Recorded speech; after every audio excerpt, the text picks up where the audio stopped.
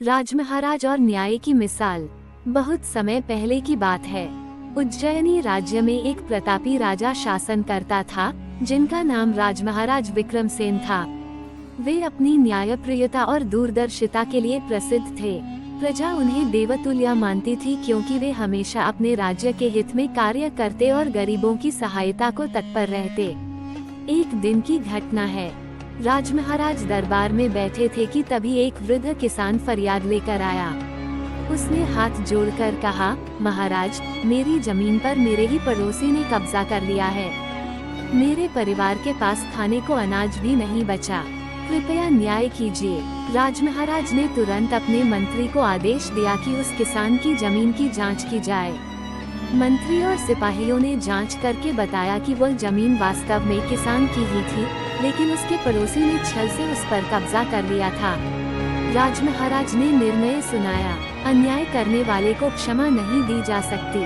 किसान की भूमि तुरंत उसे वापस दी जाए और पड़ोसी को दंड दिया जाए, ताकि भविष्य में कोई अन्याय न कर सके।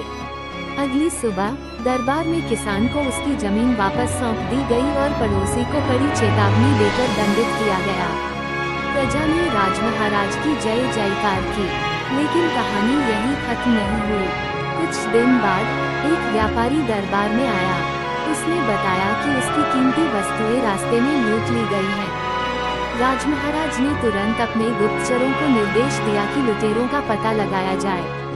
गुप्तचरों ने जल्दी ही लुटेरों को पकड़ लिया और राजा के समक्ष पेश किया।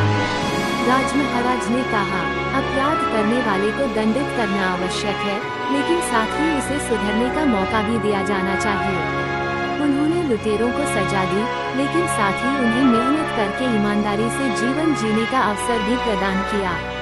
राजमहाराज का न्याय और दयालुता का यह अद्भुत उदाहरण पूरे राज्य में प्रसिद्ध हो गया। प्रजा ने अपने राजा के प्रति और अधिक श्रद्धा भाव प्रकट किया। अंत में राजमहाराज ने ये संदेश दिया, न्याय वही है जो सबके कल्याण का मार्ग प्रशस्त करे और अन्याय करने वाले को सही राह दिखाए। इस प्रकार राजमहाराज विक्रमसेन की कहानी आज भी लोगों को सच्चाई और न्याय के मार्ग